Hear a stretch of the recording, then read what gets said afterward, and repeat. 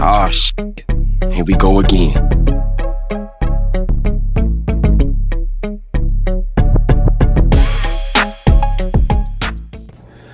Imagine having only 1 month to go on the 1-year stint for theft in prison. And you sitting on your bed and a guy walk up to you and tell you, you know what time it is. And you like, huh? And then he snuff you, punch you right in the face and knock you out. On top of that, you are in a dormitory full of 50 inmates and maybe one guard, right? Not only does he tie you up, but he hog ties you. He bound your wrists and he bound your ankles. And then he picks you up and walks you out of the dormitory. When he walk you out of the dormitory, under the watchful eyes of the cameras and other guards and inmates, but he transports you from your dorm down the tier, down hallways in front of the administration, and he takes you to his dormitory where he violates you in the worst way that you can think of. And for those that don't know what a violation is, it's SA. And if you can't figure that out, that's on you. But he violates you in the worst way. And then he beats you up, untie you, and then he sells you. He sells you that got 1 more month to do in prison. He sells you to other inmates so they can violate you. This is the story of Daniel Williams.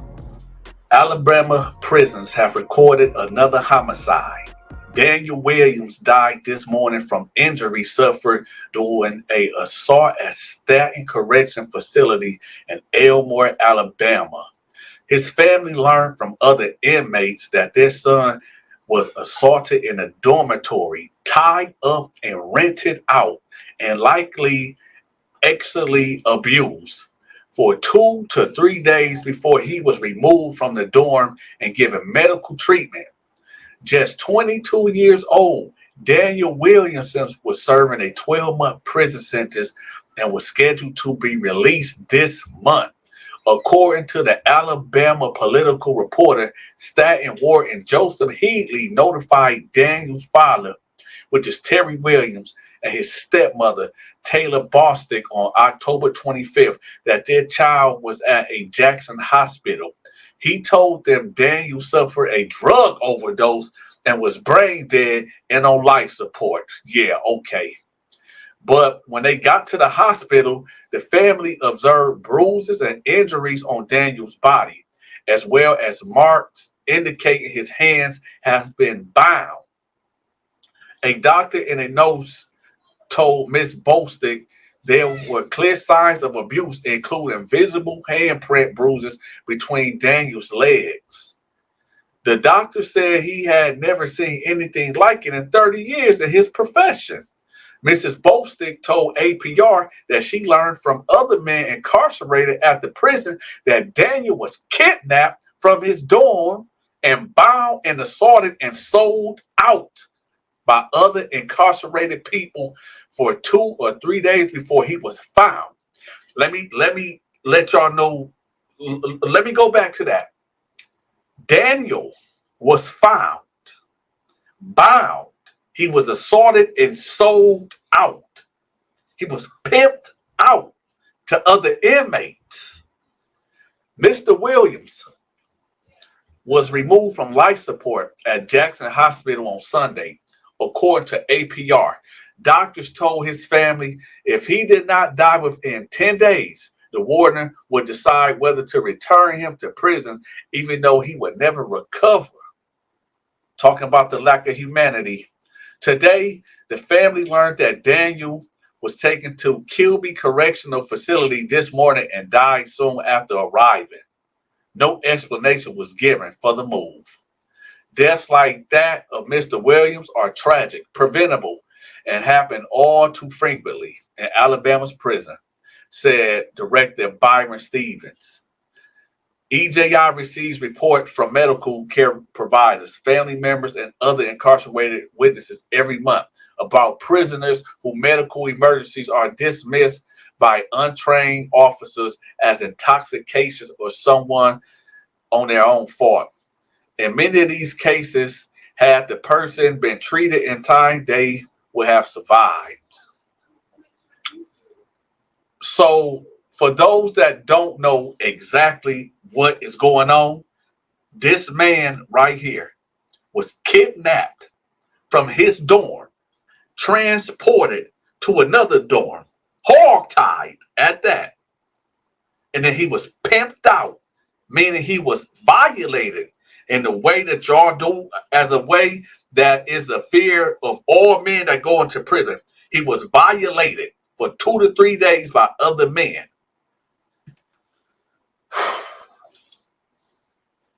Let's find out what his charges was. Let's see what got him locked up. Let's see what his original charges was.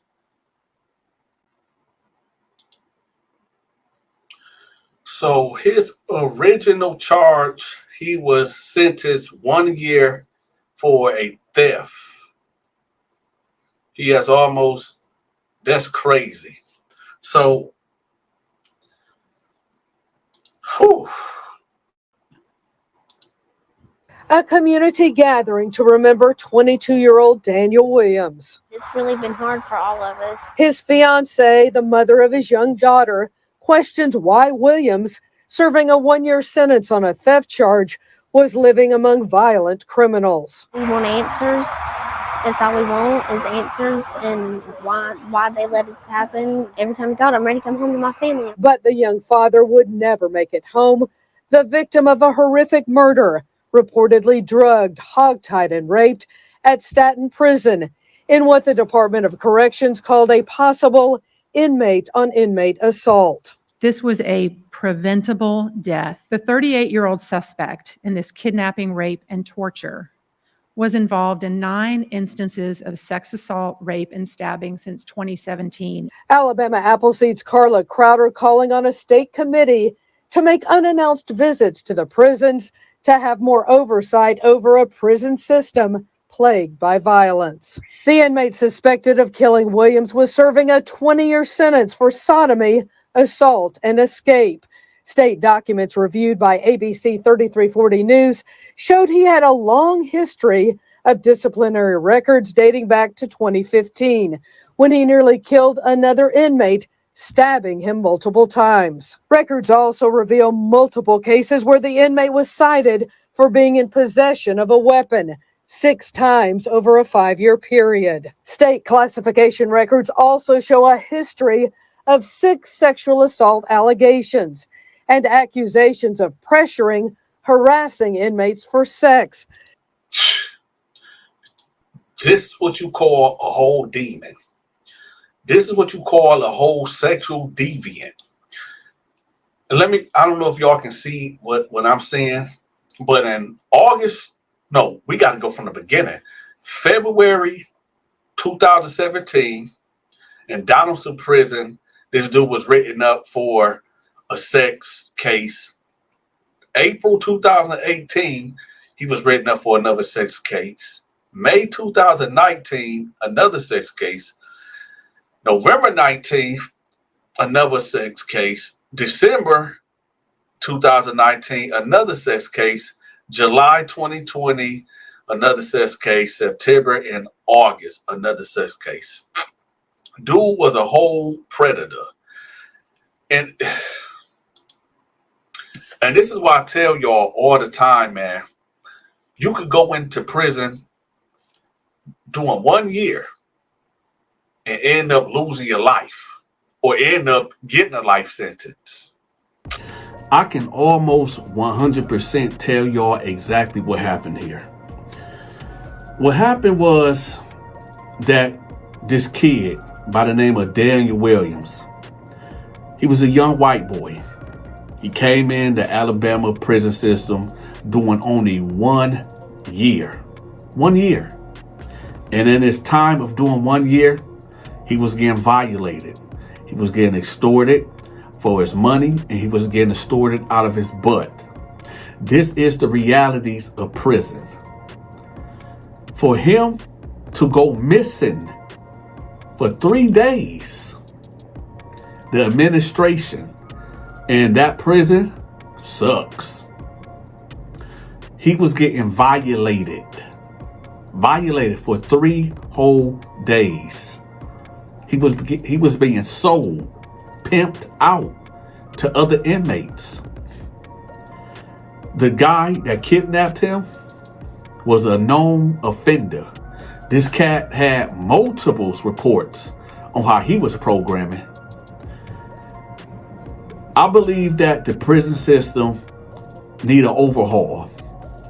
What they need to do is separate non-violent offenders away from violent offenders, because this is the exact result of what happened when you mix the two. Now, do Daniel Williams deserve what he got? No. No man deserve what he got. And especially on the context that he's only in there for a theft charge, 1 year and a day. This is why I tell y'all to stop committing crimes. Stop committing crimes. I told a story last year about this man that only got 6 months. He went to prison for 6 months for not paying his child support. And he ended up catching a life sentence because of a booty bandit wanted to take his cheeks and he wasn't going for it. The administration did not care that this booty bandit wanted to take this man's cheeks that only got 6 months. And this man only was defending himself the best way that he could by taking this booty bandit life. They don't care about it. Prison is hell. Prison is a place of despair, hopelessness. I tell y'all all the time, I cannot tell a man how to program. But in this case, I can tell y'all how to program. Stop committing crimes. And for the people that are innocent, which is very, very few, keep your head down. Go to the hole. Check in. People got this misconception. Oh, you a punk if you go to the hole. If you check in. You better go to the hole. You better check in if you want to get out. Especially if you innocent. Or if you ain't built like that. See, Daniel Williams, he wasn't built like that. Like a whole lot of other inmates. Y'all remember the black guy, Vernon, that told the story how this guy just walked up behind him that he thought he was cool with, choked him out, laid him on the bed, and then they asked him, why didn't you fight back? He said, man, I just didn't have it in me. I ain't got the heart to do it. You say, Donta, what you referencing? What I'm referencing is you would think that after a man violates you, you would do something about it. But some people just ain't got that in them to do anything about it. Some people just figure, oh, if I don't say nothing or if I just don't do anything, they'll leave me alone. No, nuh-uh. They won't leave you alone. They gonna keep coming. As a matter of fact, they gonna bring others with them. It's like in the Bible when they say when a demon get exorcised out of a human body, it goes into dry places. Then it comes back and to see that the house is clean and furnished. And he comes back. But he bring 7 other wickeder spirits, wickeder than him, with him. And this is how this plays out. Prison ain't no game. Prison ain't no joke. Y'all better stop committing crimes. Y'all better start doing right and doing what's right. Crime do not pay. Do not let these people trick y'all off the streets. Don't let these people try to convince y'all that, oh, I get the money, I get the cars, I get the women.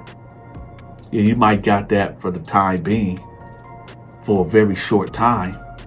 But then when you in that penitentiary and somebody done knocked you upside your head and laid you spread eagle style on the bed and violate you, ain't nothing funny about that. Was it worth it? Was it worth it? Prayers for Daniel Williams' family, because they lost a son. The hell that he was going through in prison, no man should go through. But that is the terror dome. That is the dog-eat-dog world. That is the place that either you are prey or you predator. In the Alabama prisons, the prison system in Alabama, they need to shut the whole program down. The whole program. It's a mess. It's volatile, disgusting. It's unorganized. I remember seeing a video where they took over the prison and there was a dude that had a gun sitting at the warden's desk, a prisoner sitting at the warden's desk with a strap. It don't get no better than that. It don't get no better than a prisoner sitting at the warden's desk with a blah, blah, blah, blah, blah. I don't know what the, matter of fact, let's roll that clip. We gonna roll that clip, but we gonna get back to this. This nigga on the planet. The realest nigga on the motherfucking planet. My fucking brother. Real revolutionary. Real GD. Real black man. My fucking brother. The realest. On God, freedom of death, man. Just like Paul Revere said. Huh? That way. By any means necessary. The Alabama prison system is garbage. Do not, if you are in Alabama, don't commit no crime. I'm telling you, listen, y'all know me. I am known to be the blade pusher. Everybody knows me as the blade pusher, right? But in Alabama, I'm going to the hole. I'm checking in. I ain't built for the Alabama prison system. I'm just not. I'm checking in. I'm going to the hole. If you need your business, products, or your social media channels promoted, make sure you shoot me a text at this number. My channel get over 5 million views per month. So that's a lot of eyes on your promotion. If you forgot to hit that like button, make sure you smash the like button. And if you haven't subscribed yet, make sure you subscribe to the channel. Be sure to get your Military Mind Games merch. The link will be pinned in the comment section. And last but not least, make sure y'all help me fight this war on poverty.